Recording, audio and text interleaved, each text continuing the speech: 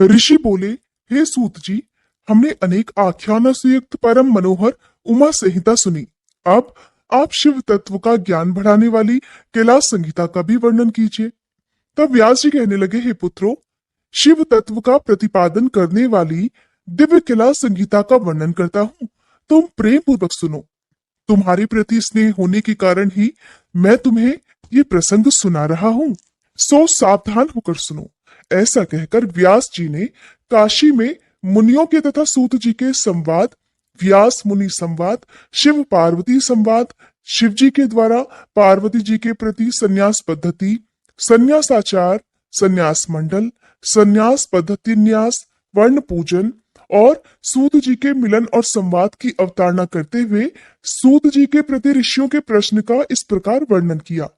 हे महाभाग सूत जी, आप हमारे श्रेष्ठ गुरु हैं। अगर आपका हम पर अनुग्रह हो तो हम आपसे एक प्रश्न पूछना चाहते हैं। श्रद्धालु शिष्यों पर आप जैसे गुरुजन सदा स्नेह रखते हैं, इस बात को आपने इस समय हमें प्रत्यक्ष दिखा दिया है। मुने, विरजा होम के समय पहले आपने जो वामदेव का मत सूचित किया था, उसे हमने विस्तार पूर्वक नहीं सुना था। अब हम बड़े आदर और श्रद्धा के साथ उसे सुनना चाहते हैं। हे कृपा सिंधु, आप प्रसन्नता पूर्वक उसका वर्णन कीजिए। ऋषियों की बात सुनकर सूत जी के शरीर में रोमांच हो आया। उन्होंने गुरु के भी परम उत्कृष्ट गुरु महादेव को, त्रिभुवन जननी महादेवी उमा को और गुरु व्यास जी को भी भक्ति पूर्वक नमस्कार करके मुनियों को संबोधित करते हुए गंभीर वाणी में इस प्रकार कहा। मुनियों, तुम्हारा कल्याण हो, तुम सब लोग सदा सुखी रहो। महाभाग महात्माओं, तुम भगवान शिव के भक्त और दृढ़ता पूर्वक व्रत का पालन करने वाले हो, ये निश्चित रूप से जानकर ही मैं तुम लोगों के सामने इस विषय का प्रसन्नता पूर्वक वर्णन करता हूँ। ध्यान देकर सुनो। पूर्व काल के रथंतर कल्प में महामुनि वामदेव माता के गर्भ से बाहर निकलते ही शिव तत्व के ज्ञाताओं में सर्वश्रेष्ठ माने जाने लगे। वे वेदों, पुराणों और अन्य सभी शास्त्रों के भी तात्विक अर्थ को जानने वाले थे। देवता, असुर और मनुष्य आदि सभी जीवों के जन्म कर्मों का उन्हें भली भांति ज्ञान था। उनका संपूर्ण अंग भस्म लगाने से उज्जवल दिखाई देता था। उनके मस्तक पर जटाओं का समूह शोभा देता था। वे किसी के आश्रित नहीं थे। उनके मन में किसी वस्तु की इच्छा नहीं थी। वे गर्मी, सर्दी आदि द्वंद्वों से परे और अहंकार शून्य थे। वे दिगंबर, महाज्ञानी महात्मा, दूसरे महेश्वर के समान जान पड़ते थे। उन्हीं के जैसे स्वभाव वाले बड़े बड़े मुनि शिष्य उन्हें घेरे रहा करते। वे अपने चरणों के स्पर्श जनित पुण्य से इस पृथ्वी को पवित्र करते हुए सब ओर विचरते और अपने चित्त को निरंतर परम धाम स्वरूप और ब्रह्म परमात्मा में लगाए रहते थे। इस प्रकार घूमते हुए वामदेव जी ने मेरु के दक्षिण शिखर कुमार श्रृंग में प्रसन्नता पूर्वक प्रवेश किया, जहां मयूर वाहन शिव कुमार, ज्ञानमय शक्ति धारण करने वाले, समस्त असुरों के नाशक और सर्वदेव वंदित भगवान स्कंद रहते थे। उनके साथ उनकी शक्ति भूता गजावल्ली भी थी। वहीं स्कंदसर के नाम से प्रसिद्ध एक सरोवर था, जो समुद्र के समान अगाध और विशाल दिखाई देता था। उसका जल ठंडा और स्वादिष्ट था। वह सरोवर स्वच्छ, अगाध और बहुत जल राशि से भरा हुआ था। उसमें संपूर्ण आश्चर्यजनक गुण विद्यमान थे। महामुनि वामदेव ने शिष्यों के साथ उसमें स्नान करके शिखर पर बैठे हुए मुनि वृंद सेवित कुमार का दर्शन किया। वे उगते हुए सूर्य के समान तेजस्वी थे। स्कंद का दर्शन और पूजन करके उन मुनीश्वर ने बड़ी भक्ति से उनका स्तवन आरंभ कर दिया। वामदेव बोले, जो प्रणव के वाच्यार्थ, प्रणवार्थ के प्रतिपादक, प्रणवाक्षर रूप बीज से युक्त और प्रणव रूप हैं, उन आप स्वामी कार्तिकेय जी को बारंबार नमस्कार है। वेदांत के अर्थभूत ब्रह्म ही जिनका स्वरूप है, जो वेदांत का अर्थ करते हैं, वेदांत के अर्थ को जानते हैं और नित्य विदित है, उन स्कंद स्वामी को बारंबार नमस्कार है। आपका रूप 6 मार्गों से परे है, आप षडानंद को बारंबार नमस्कार है। हे द्वादशात्मन, आपके 12 विशाल नेत्र और 12 उठी हुई भुजाएं हैं। उन भुजाओं में आप 12 आयुध धारण करते हैं, आपको नमस्कार है। आप चतुर्भुज रूपधारी, शांत तथा चारों भुजाओं में क्रमशः शक्ति, कुक्कुट, वर और अभय धारण करते हैं, आप असुर विदारण देव को नमस्कार है। वामदेव ने इस प्रकार देव सेनापति भगवान स्कंद की स्तुति करके 3 बार उनकी परिक्रमा की और पृथ्वी पर दंड की भांति गिरकर नतमस्तक होकर बारंबार साष्टांग प्रणाम और परिक्रमा करने के बाद वे विनीत भाव से उनके पास खड़े हो गए। वामदेव जी के द्वारा किए गए इस परमार्थपूर्ण स्तोत्र को सुनकर महेश्वर पुत्र भगवान स्कंद बड़े प्रसन्न हुए। उस समय वे महासेन वामदेव जी से बोले कि मुने, मैं तुम्हारी की हुई पूजा, स्तुति और भक्ति से तुम पर बहुत प्रसन्न हूं। तुम्हारा कल्याण हो। आज मैं तुम्हारा कौन सा प्रिय कार्य सिद्ध करूं? तुम योगियों में प्रधान, सर्वथा परिपूर्ण और निष्प्रह हो। इस जगत में कोई ऐसी वस्तु नहीं है जिसके लिए तुम जैसे वीतराग महर्षि याचना करें। फिर भी धर्म की रक्षा और संपूर्ण जगत पर अनुग्रह करने के लिए तुम जैसे साधु संत भूतल पर विचरते रहते हैं। ब्राह्मण, यदि इस समय मुझसे कुछ सुनना हो तो कहो, मैं लोक पर अनुग्रह करने के लिए उस विषय का वर्णन अवश्य ही करूंगा। भगवान स्कंद की वह बात सुनकर महामुनि वामदेव ने विनीत स्वर में मेघ के समान गंभीर वाणी में कहा, भगवान, आप परमेश्वर हैं, अलौकिक और लौकिक सब प्रकार की विभूतियों के दाता हैं, सर्वज्ञ, सर्वकर्ता, संपूर्ण शक्तियों को धारण करने वाले और सबके स्वामी हैं। हे महाप्राज्ञ, मैं कृतार्थ हूँ। कर्ण मात्र विज्ञान से प्रेरित होकर आपके समक्ष अपना प्रश्न रख रहा हूँ। मेरे इस अपराध को आप क्षमा करेंगे। प्रणव सबसे उत्तम मंत्र है। वे साक्षात परमेश्वर का वाचक है। पशुओं के पाश को छुड़ाने वाले भगवान पशुपति ही उसके वाच्यार्थ है। ओंकार ही प्रत्यक्ष दिखने वाला समस्त जगत है। ये सनातन श्रुति का कथन है। ये सब का सब ब्रह्म ही है इत्यादि बातें भी श्रुतियों द्वारा कही गई हैं। इस प्रकार मैंने समष्टि और व्यष्टि भाव से प्रणवार्थ का श्रवण किया है। महासेन, मुझे कभी भी आप जैसा गुरु नहीं मिला है, इसलिए आप कृपा करके प्रणव के अर्थ का प्रतिपादन कर दीजिए। उपदेश की विधि और सदाचार परंपरा को ध्यान में रखकर आप हमें प्रणवार्थ का उपदेश दीजिए। मुनि के इस प्रकार पूछने पर भगवान स्कंद ने प्रणव स्वरूप 38 श्रेष्ठ कलाओं द्वारा लक्षित तथा सदा पार्श्व भाग में उमा को साथ रखने वाले और मुनिवरों से घिरे हुए भगवान सदाशिव को प्रणाम करके उस श्रेय का वर्णन आरंभ किया जिसे श्रुतियों ने भी गुप्त रखा हुआ है। श्री स्कंद ने कहा, महाभाग मुनीश्वर वामदेव, तुम्हें साधुवाद है, क्योंकि तुम भगवान शिव के अनन्य भक्त हो और शिव तत्व के ज्ञाताओं में सबसे श्रेष्ठ हो। तीनों लोकों में कहीं कोई ऐसी वस्तु नहीं है जो तुम्हें ज्ञात ना हो। फिर भी तुम लोक पर अनुग्रह करने वाले हो, इसलिए तुम्हारे समक्ष इस विषय का वर्णन करूंगा। इस लोक में जितने जीव हैं, वे सभी नाना प्रकार के शास्त्रों से मोहित हैं। परमेश्वर की अति विचित्र माया ने उन्हें परमार्थ से वंचित कर दिया है। इसलिए प्रणव के वाच्यार्थ भूत साक्षात महेश्वर को वे नहीं जानते। वे महेश्वर ही सगुण, निर्गुण और त्रिदेवों के जनक पर ब्रह्म परमात्मा है। मैं अपना दाहिना हाथ उठाकर तुमसे शपथ पूर्वक कहता हूं कि ये सत्य है, सत्य है और सत्य है। मैं बारंबार इस सत्य को दोहराता हूं कि प्रणव के अर्थ साक्षात शिव ही है। ब्रह्मचर्य के पालन से ऋषियों की, यज्ञ कर्मों के अनुष्ठान से देवताओं की और संतानोत्पादन से पितरों की तृप्ति होती है, ऐसा श्रुति ने कहा है। इस प्रकार ऋषि ऋण, देव ऋण और पितृ ऋण, इन तीनों से मुक्त होकर वानप्रस्थ आश्रम में प्रवेश करके मनुष्य शीत, उष्ण और सुख दुख आदि द्वंद्वों को सहन करते हुए जितेंद्रिय, तपस्वी और मिताहारी होकर यम नियम आदि योग का अभ्यास करे, जिससे बुद्धि निश्चल और अत्यंत दृढ़ हो जाए। इस प्रकार क्रमशः अभ्यास करके शुद्ध चित्त हुआ पुरुष संपूर्ण कर्मों का संन्यास कर दे। वह पूजा जीव की साक्षात शिव जी के साथ एकता का बोध कराकर जीवन मुक्ति रूप फल देने वाली है। यतियों के लिए इस पूजा का सर्वोत्तम और निर्दोष कारण समझना चाहिए। हे महाप्राज्ञ, तुम पर स्नेह होने के कारण लोकानुग्रह की कामना से मैं उस पूजा की विधि भी बता रहा हूं, सावधान होकर सुनो। साधक को चाहिए कि वह संपूर्ण शास्त्रों के तत्वार्थ के ज्ञाता, वेदांत ज्ञान के पारंगत और बुद्धिमानों में श्रेष्ठ आचार्य की शरण में जाए। उत्तम बुद्धि से युक्त और चतुर साधक आचार्य के पास जाकर विधि पूर्वक दंडवत प्रणाम आदि के द्वारा उन्हें यत्न पूर्वक संतुष्ट करें। फिर गुरु की आज्ञा लेकर 12 दिनों तक केवल दूध पीकर रहे। फिर शुक्ल पक्ष की चतुर्थी या दशमी को प्रातःकाल विधिवत स्नान कर शुद्ध चित्त हुआ विद्वान साधक नित्य कर्म करके गुरु को बुलाकर शास्त्रोक्त विधि से नंदी श्राद्ध करे। नांदी श्राद्ध में विश्व देवों की संज्ञा सत्य और वसु बताई गई है। प्रथम देव श्राद्ध में नांदीमुख देवता ब्रह्मा विष्णु और महेश कहे गए हैं।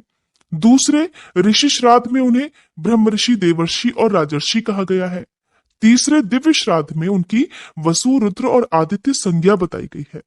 चौथे मनुष्य श्राद्ध में सनक आदि 4 मुनीश्वर ही नांदी मुख देवता हैं। पांचवें भूत श्राद्ध में 5 महाभूत नेत्र आदि 11 इंद्रिय समूह तथा जरायुज आदि चतुर्विध प्राणी समुदाय नांदी मुख माने गए हैं। छठे पितृ श्राद्ध में पिता पितामह और प्रपितामह ये 3 नांदी मुख देवता हैं। सातवें मातृ श्राद्ध में माता पितामही और प्रपितामही इन तीनों को नांदीमुख देवता बताया गया है। और 8वें आत्म श्राद्ध में आत्मा पिता पितामह और प्रपितामह ये 4 नांदीमुख देवता कहे गए हैं।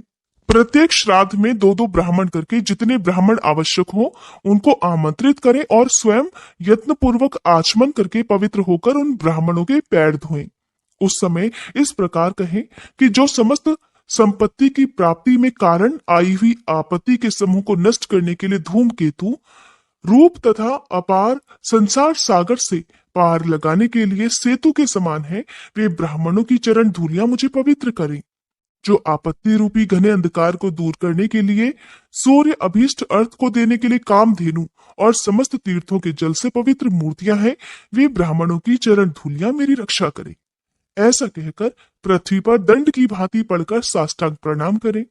फिर पूर्व दिशा की ओर मुंह करके बैठकर भगवान शंकर के युगल चरणारविंदों का चिंतन करते हुए दृढ़ता पूर्वक आसन ग्रहण करें।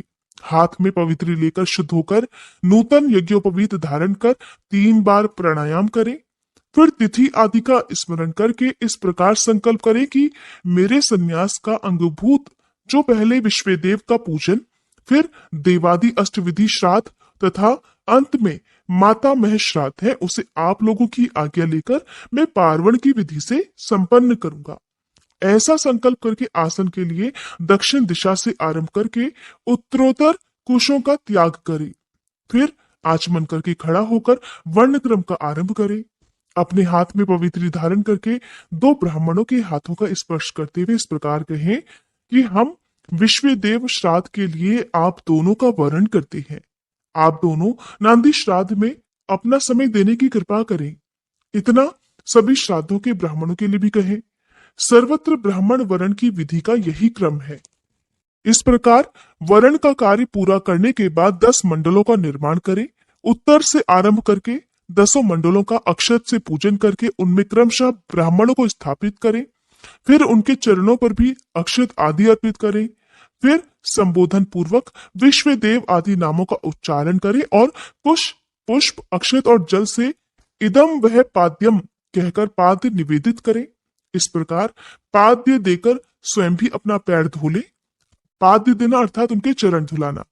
फिर उत्तराभिमुख होकर आचमन करके एक एक श्राद्ध के लिए जो 2-2 ब्राह्मण कल्पित हुए हैं उन सबको आसनों पर बिठाएं और कहें, हे विश्वदेव स्वरूप ब्राह्मण के लिए ये आसन समर्पित है। ऐसा कहकर कुशासन देकर स्वयं भी हाथ में कुश लेकर आसन पर स्थित हो जाएं। इसके बाद कहें कि इस नांदीमुख श्राद्ध में विश्वदेव के लिए आप दोनों क्षण करें अर्थात समय प्रदान करें। फिर आप दोनों ग्रहण करें, ऐसा कहें। फिर वे दोनों श्रेष्ठ ब्राह्मण भी इस प्रकार उत्तर दें कि हम दोनों अवश्य ही ग्रहण करेंगे। इसके बाद यजमान उन श्रेष्ठ ब्राह्मणों से प्रार्थना करें कि मेरे मनोरथ की पूर्ति हो, संकल्प की सिद्धि हो, इसके लिए आप अनुग्रह करें। फिर पद्धति के अनुसार अर्घ दें। पूजन करके शुद्ध केले के पत्ती आदि धोए हुए पात्रों में परिपक्व अन्न आदि भोज्य पदार्थों को परोसकर अलग अलग कुश बिछाकर और स्वयं वहां जल छिड़ककर प्रत्येक पात्र पर आदर पूर्वक दोनों हाथ लगाकर मंत्र का पाठ करें। फिर वहां पर विराजमान हुए देवता आदि का चतुर्थ्यंत उच्चारण करके अक्षत सहित जल लेकर स्वाहा बोलकर उनके लिए अन्न अर्पित करें और अंत में न मम इस वाक्य का उच्चारण करें। माता आदि के लिए भी अन्न अर्पण की यही विधि है। सबसे अंत में प्रार्थना करें कि जिनके चरणार बिंदों के चिंतन और नाम जप से कम या अधूरा कर्म भी पूरा हो जाता है, उन सांब सदाशिव उमा महेश्वर की मैं वंदना करता हूँ। इसका पाठ करके कहें कि हे ब्राह्मणों, मेरे द्वारा किया हुआ ये नांदीमुख श्राद्ध यथोक्त रूप से परिपूर्ण हो, ये आप कहिए। ऐसी प्रार्थना के साथ उन श्रेष्ठ ब्राह्मणों को प्रसन्न करके उनका आशीर्वाद लेकर और अपने हाथों में लिया हुआ जल छोड़ दें। फिर पृथ्वी पर दंडवत गिरकर प्रणाम करें और उठकर ब्राह्मणों से कहें कि यह अन्न अमृत रूप हो। फिर उदार चेता साधक हाथ जोड़कर अत्यंत प्रसन्नता पूर्वक प्रार्थना करें। श्री रुद्र सूक्त का चमकाध्याय सहित पाठ करें। फिर पुरुष सूक्त की भी विधिवत आवृत्ति करें। मन में भगवान सदाशिव का ध्यान करते हुए ईशानः सर्व विद्या नाम इत्यादि 5 मंत्रों का जप करें। जब ब्राह्मण लोग भोजन कर चुके तब रुद्र सूक्त का पाठ समाप्त कर क्षमा प्रार्थना पूर्वक उन ब्राह्मणों को अमृता पिधानमसी स्वाहा ये मंत्र पढ़कर उत्तरा पोषण के लिए जल दे। फिर हाथ पैर धोकर आचमन करके पिंडदान के स्थान पर जाएं। वहां पूर्व दिशा की ओर मुंह करके बैठकर मौन भाव से 3 बार प्राणायाम करें।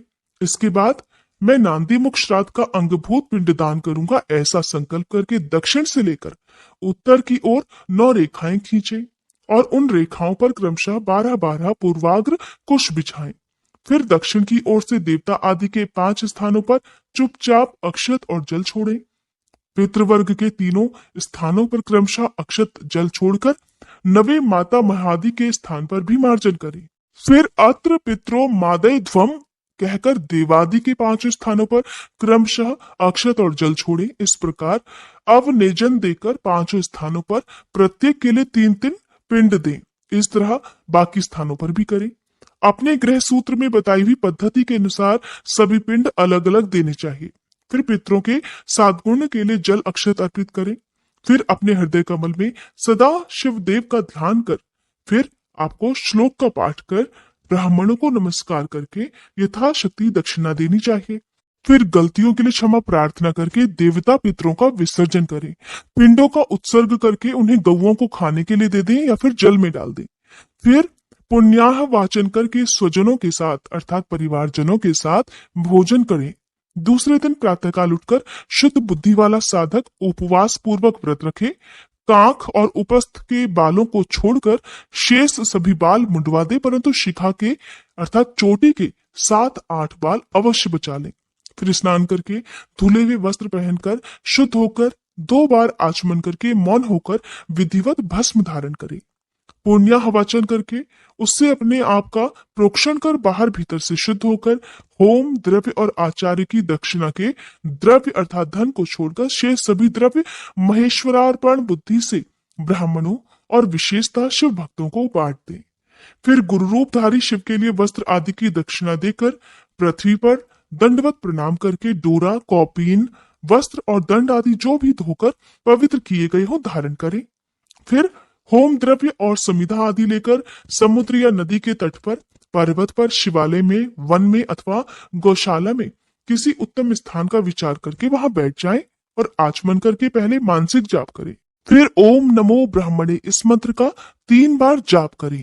फिर इन सब का पाठ करने के साथ ही यथासंभव वेद पुराण आदि का स्वाध्याय करें। इसके बाद ओम ब्राह्मणे नमः, ओम इंद्राय नमः, ओम सूर्याय नमः, ओम सोमाय नमः, ओम प्रजापते नमः, ओम आत्मने नमः, ओम अंतरात्मने नमः, ओम ज्ञानात्मने नमः, ओम परमात्मने नमः इत्यादि रूप से ब्रह्मादि शब्दों के आदि में ओम और अंत में नमः लगाकर उनके चातुर्थ्यंत रूप का जप करें।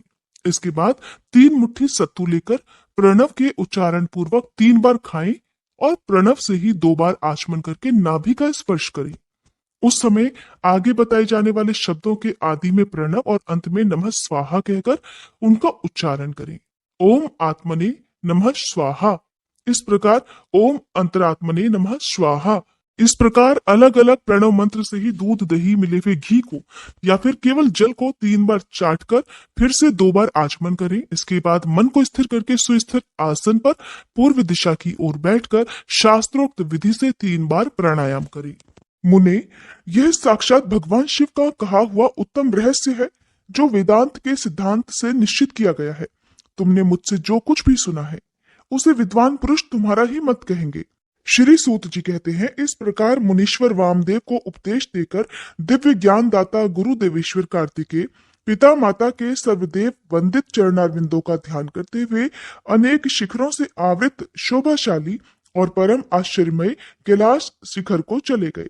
श्रेष्ठ शिष्यों सहित वामदेव भी मयूर वाहन कार्तिकेय को प्रणाम करके शीघ्र ही परम अद्भुत कैलाश शिखर पर जा पहुंचे और महादेव जी के निकट जाकर उन्होंने उमा सहित महेश्वर के माया नाशक मोक्षदायक चरणों का दर्शन किया।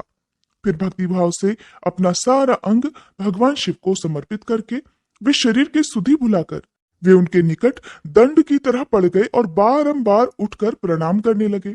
इसके बाद उन्होंने तरह तरह के स्तोत्रों द्वारा जो वेदों और आगमों के रस से परिपूर्ण थे जगदम्बा और पुत्र सहित परमेश्वर शिव की स्तुति की। इसके बाद देवी पार्वती और महादेव जी के चरणारविंदों को अपने मस्तक पर रखकर उनका पूर्ण अनुग्रह प्राप्त करने के लिए वे वहीं सुखपूर्वक रहने लगे। तुम सभी ऋषि भी इस प्रकार प्रणव के अर्थभूत महेश्वर का तथा वेदों के गोपनीय रहस्य वेद सर्वस्व और मोक्षदायक तारक मंत्र ओंकार का ज्ञान प्राप्त करके यही सुख से रहो और विश्वनाथ जी के चरणों में सायुज्य रूपा अनुपम और उत्तम मुक्ति का चिंतन किया करो। अब मैं गुरुदेव की सेवा के लिए बद्रिकाश्रम तीर्थ को जाऊंगा। तुम्हें फिर मेरे साथ संभाषण और सत्संग का अवसर प्राप्त हो।